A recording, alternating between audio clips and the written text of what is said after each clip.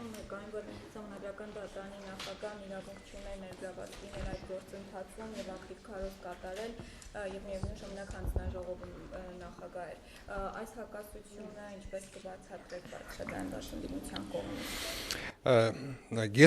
Ես համաձայն չեմ այդ մոտեցման հետ, ինչու, որովհետեւ Սահմանադրական դատարանի նախագահը հենց այդ ոլորտի մասնագետն է։ Նեղ մասնագետ, որ ունի հարուստ փորձ։ Եթե խոսքը վերաբերվեր այն հանգամանքին, որ նա հնարավորություն ունի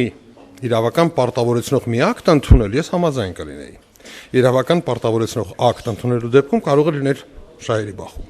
Բայց երբ խոսքը վերաբերում է փաստաթղթի նախապատրաստմանը, որը հետո պետք է դառնա քննարկման առարկա եւ քվեարկվի ժողովրդի կողմից, ես չեմ կարող համաձայնվել այդ մոտեցմանը։ Եթե ընդդիմությունը որոշի վիճարկել Սահմանադրական դատարանում, ինչքանով օբյեկտիվ կստացվի քննությունը։ Ինչ է ներեցեք։ Եթե հանրաքվեից հետո ընդդիմությունը որոշի վիճարկել հանրաքվեի արդյունքները Սահմանադրական դատարանում, ինչքանով օբյեկտիվ կլինի այդ քննությունը, եթե հաշվի առնենք, որ նույն Գագիկ Հարությունյանը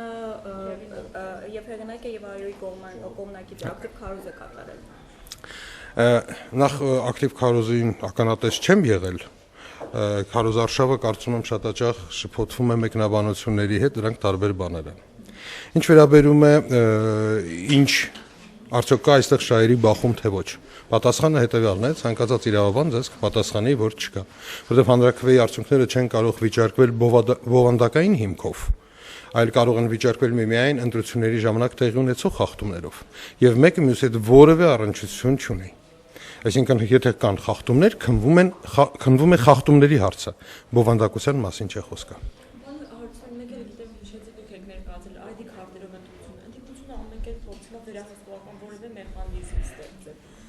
Իշխանությունները կարծես թե չեն համաձայնվում, հա, սա մի փոքր ընտրակերտիկներ ապահովելու շարքից է դիտարկվում։ Շատ լավ։ Ինչպես։ Եվս ոք միջոց է դիտարկվում։ Շատ լավ։ Նայեք, Եվս այլ միջոցների բազմաթիվ։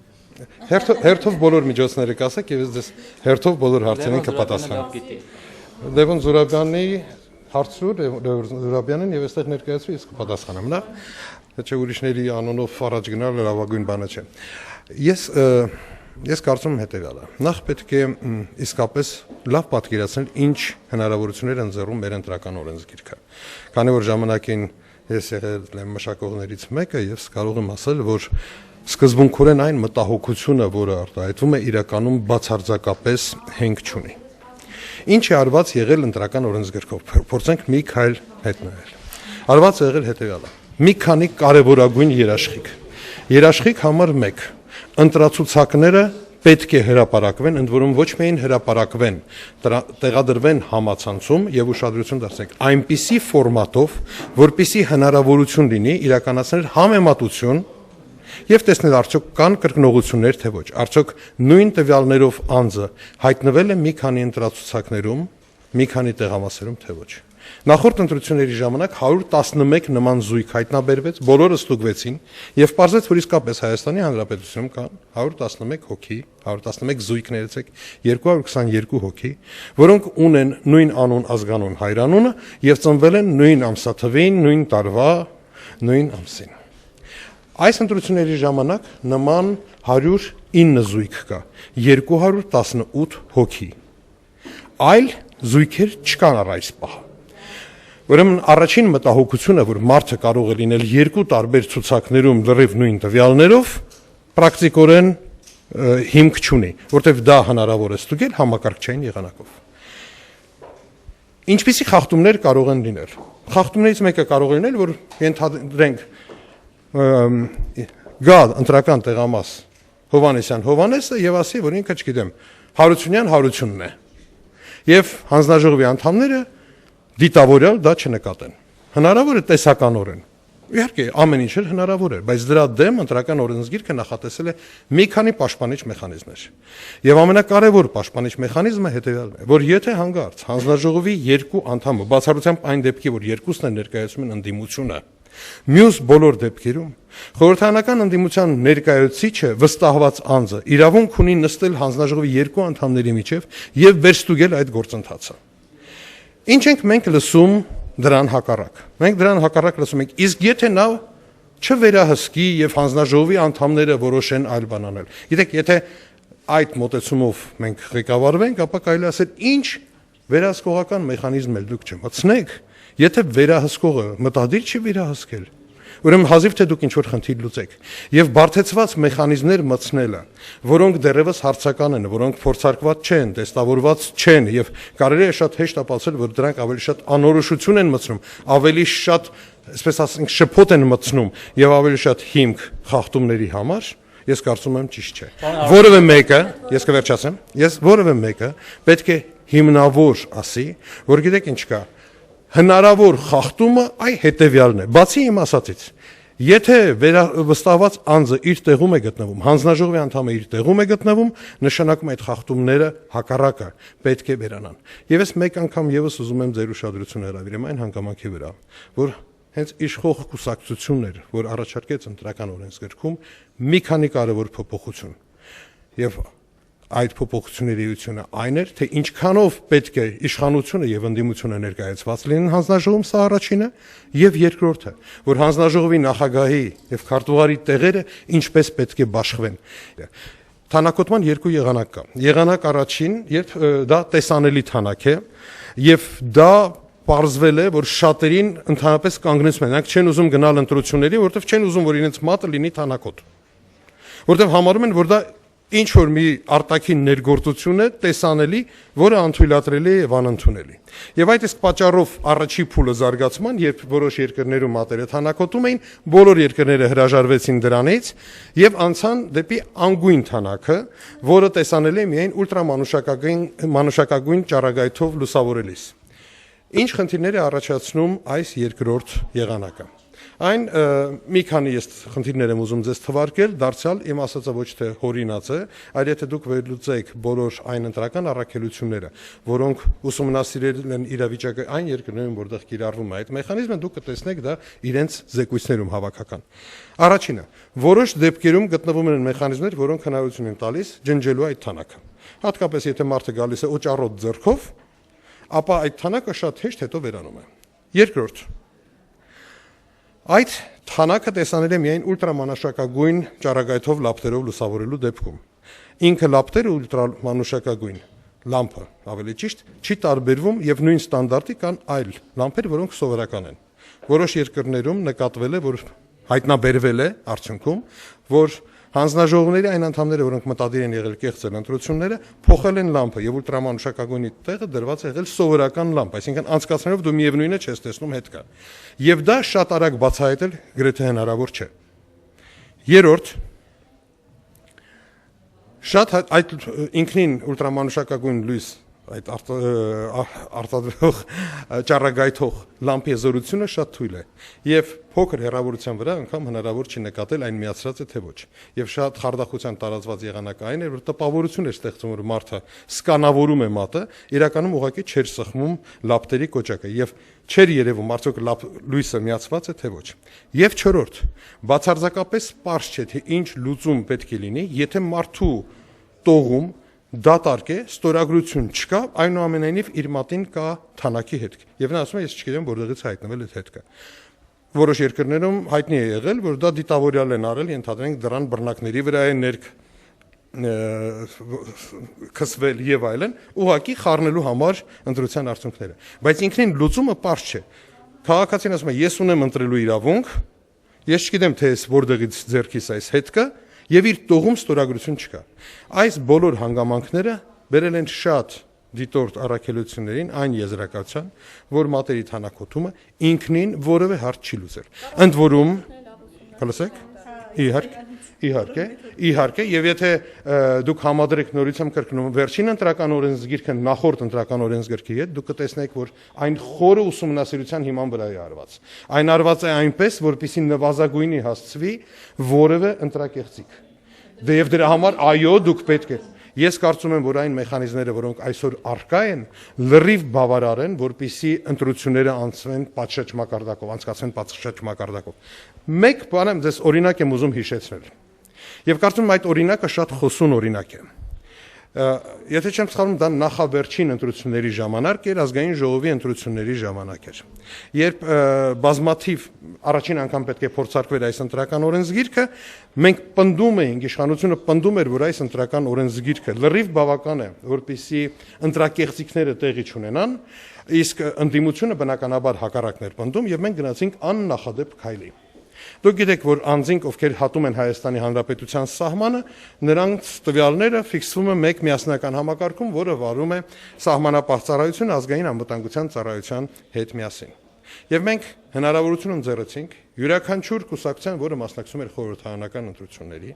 եթե որևէ անձի վերաբերյալ արդյոք նա մասնակցել է ընտրություններին, թե չէ, կասկած ունեն, գան եւ ստուգեն, որտեվ եթե այդ մարդը վերջին անգամ հատել է սահմանը Հայաստանից դեպի դուրս, ապա համակարգը ցույց կտա, որ այսինչ ամսաթվից այդ անձը Հայաստանի Հանրապետությունում չէ։ Մենք անցկացրեցինք տրեյնինգներ, յուրաքանչյուրին տվեցինք իր տերմինալը, որ նա ինքնուրույն մուտք ունենա համակարգ, եւ հնարավորություն ընձեռեցինք ընտրություններից հետո մինչեւ բողոքարկման օրը ստուգելու ցանկացած անձի տվյալները Հայաստանի Հանրապետության 2.5 միլիոն ընտրողից, մասնակցել էր միլիոնից անհամեմատ ավելի մեծ քանակությամբ ընտրող, ասել են ցանկացած մարդը, որ դուք կասկած ունեք, որ նա հանրապետությունում չէ, վերցրեք իր տվյալները, սա ձեզ համակարգ, դուք կմուտքագրեք եւ սա ձեր ձեռքին կլինի ապացույց, որպեսզի դուք դիմեք սահմանադրական դատարան։ Ես ուզում եմ ձեզ հիշեցնել, թե տրեյնինգ անցան բոլոր կուսակցությունները բացառությամբ մեկի, Հակը հրաժարվեց, մյուս բոլոր կուսակցությունները ներկայացնին ուղարկեցին, սովորեցին, ստուգեցին, տեստավորեցին համակարգը եւ ունեցան իրենց աշխատատեղը, տերմինալը։ Քանի հոգու վերաբերյալ ստուգում իրականացվեց, գիտեք, ընտրություններից հետո 1։ Չգիտեմ, հակին հարցրեք։ 1 հոգու։ Սա նշանակում է, որ իրականում աղմուկը շատ ավելի մեծ է, քան թե իրականությունը, որովհետև ես գոնե ենթադրում եմ, գոնե լավ, միթե 10 կասկած այս երկրում չկար։ Լավ 10 սխալել կարող էր լինել, չէ՞, 10 դիտավորյալ սխալել կարող էր լինել։ Միթե 10 մարդու դժվար էր գալ ստուգել, գոնե հասկանալ, թե ինչ է տեղի ունենում։ 1 հոգու ենք ստուգել ամբողջ երկրով, 1 հոգու, 1 հոգու վերաբերյալ ենք ունեցել կասկած։ Ասածս հետևյալն է։ Գործող ընտրական օրենսգիրքը իրականում գործուն մեխանիզմներ է տվել ընտրակեղծիքների դեմ պայքարելու համար եւ հրաժարվել է վտանգավոր մեխանիզմներից։ Օրինակ, ինչ ենք մենք հրաժարվել պարտադիր տեսանկարահանումից։ Մի պատճառով։ Ցանկացած հոսանքի խափանում առաջացնելու է ձեր մոտ հարց, այս ինչ տեղի ունեցավ։ Ցանկացած մարդ, որը պատահաբար հայտնվեց կամերայի առջև եւ փագեց տեսադաշտը, առաջացնելու է հարց։ Դրա համար մենք ասենք ցանկացած վստահված անձ կարող է անարգել, տեսանկարահանել ինչ ուզում է, եթե դա չի բացահայտում քվեարկության գաղտնիությունը, որpիսի որևէ մեկը վաղը չմեղադրի, գիտեք ինչ կա, ինչու կամերան փչացավ։ Իսկ քվեարկված ընտրացուցակների հրապարակումը, որը եւս Ես համարում եմ դա անթույլատրելի։ Ես դեմ եմ այնպիսի մեխանիզմների, որոնք հնարավորություն են ընձեռելու օգտագործել դա իչարը։ Իսկ նորից եմ կրկնում, մեխանիզմը շատ հստակ է, ցանկացած ընդդիմադիր խմբակցություն խորհրդարանի ցանկության դեպքում եւ 2000 մարդ ունենալու դեպքում հանգիստ կարող է վերահսկել ամբողջ ընտրությունները, հավաքել բոլոր փաստերը, բայց իրական փաստերը, որպեսզի կարողանա հիմնավորված մեղադրանք ներկայացնել։